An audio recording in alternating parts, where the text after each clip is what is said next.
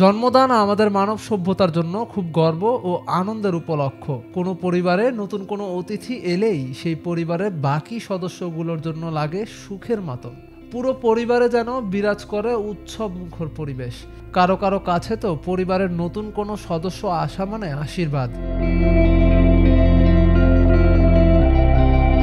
কিন্তু জানলে অবাক হবেন, বিশ্বের এক প্রান্তের মানুষ আছে যাদের আচার আচরণ বৈশিষ্ট্য সংস্কৃতি একেবারেই আলাদা।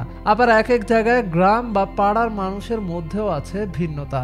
এমনকি এই দেশের মানুষেরা কোনো শিশুর জন্ম দেয় না, যা যুগ যুগ ধরে চলে আসছে। আজব এই দেশটি হলো ভ্যাটিকান সিটি।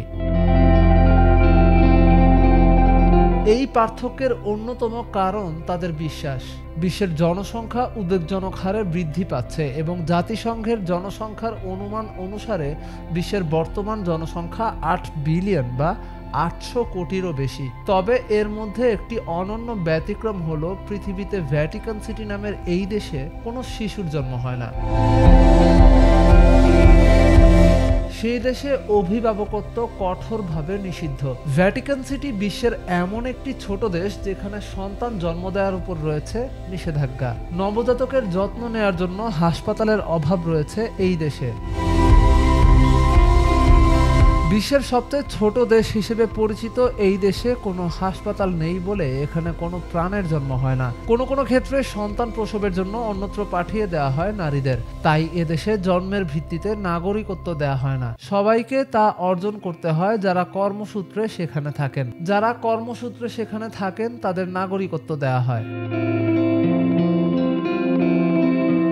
বসবাসের জন্য গড়ে ওঠেনি বলেই খেলার মাঠ বা স্কুলের মতো পরিষেবাও নেই সেখানে, যা একটি শিশুর বড় হয়ে ওঠার জন্য অপরিহার্য।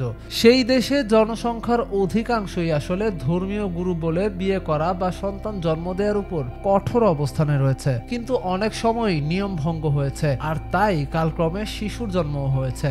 যারা শহরের মধ্যে কাজ করেন তাদেরই দেয়া হয়ে থাকে নাগরিকত্ব। ভ্যাটিকান সিটিতে বসবাসকারী বেশিরভাগ নারী এক এক পেশার মানুষের স্ত্রী। শিক্ষক, সাংবাদিক বা অন্যান্য কর্মচারীদের বউ হিসেবেই সেখানে থাকেন।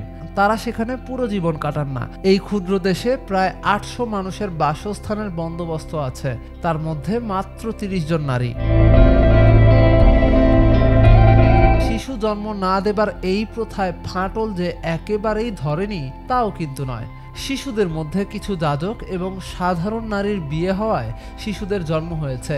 কিছু হাই প্রোফাইল কেস হওয়া সত্ত্বেও সংখ্যাগরিষ্ঠ জনগণের দৃষ্টির বাইরে থাকে এইসব ঘটনা। ভ্যাটিকান সিটি ভ্যাটিকান প্রসারদের জন্য বিখ্যাত, যা পোপের বাসস্থান। ওই দেশে অভিভাবকত্বের উপর নিষেধাজ্ঞা ছাড়াও মিনি স্কার্ট, শর্টস এবং স্লিভলেস পোশাকের উপরও আছে নিষেধাজ্ঞা।